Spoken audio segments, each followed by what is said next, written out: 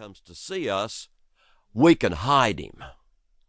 But they won't hide him at school. They'll just leave him out in the open and laugh at him. We have to cut his hair. My mother would say, I know we do, but it's so beautiful. I don't want to cut it till we just have to. Now, one of my daddy's hobbies was annoying my mother. He had lots of ways of doing that, but during that summer, he discovered a new way to annoy her. He had, from his own childhood, an old set of hand hair clippers that his mother had used to cut all the children's hair when they were little. They didn't plug in the wall. No, they had little handles on the back, and you would go snip, snip, snip. Well, my daddy would come in the kitchen with those hair clippers, and he would say, Where is he? You're hiding him somewhere. I'm going to get him now. I'm going to cut his hair.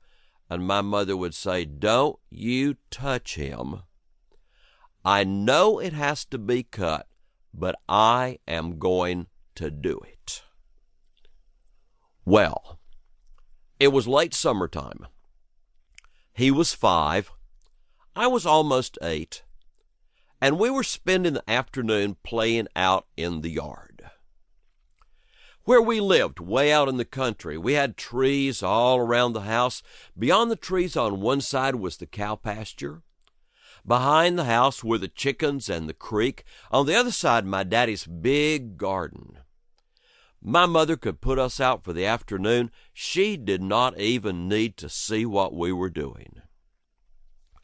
From somewhere we had gotten these little Mickey Mouse caps that had ears on the front of them. And while we were playing in the yard, my little brother Joe came running across the yard, pulled off the Mickey Mouse cap, and he said, Something is the matter.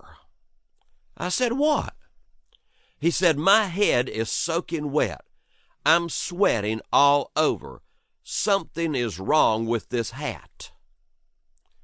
I looked at him and I said, Nothing is wrong with the hat. I know what's wrong. You have too much hair. You need a haircut.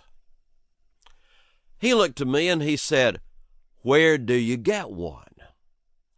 And I said, Go sit under that tree right over there. I'll be right back.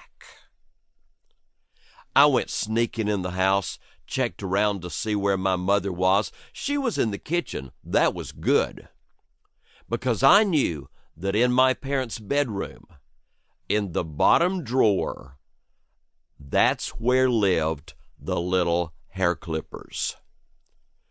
You knew what was in every drawer too, didn't you?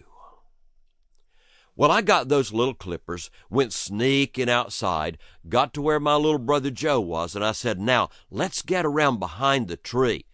And I started looking at his long, beautiful, curly hair.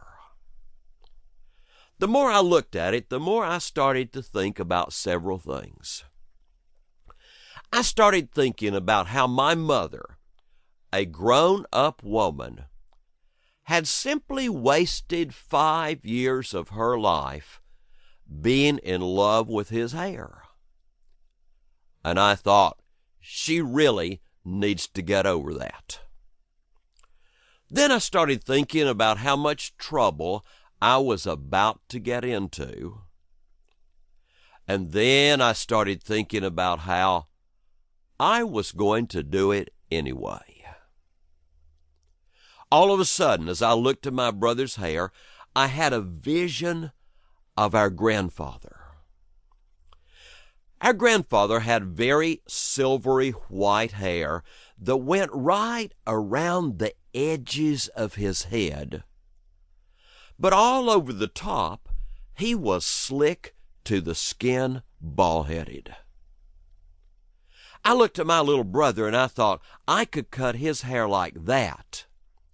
He could put the Mickey Mouse cap back over the bald spot. The little curls on the side would still hang down, and my mother would never even know I did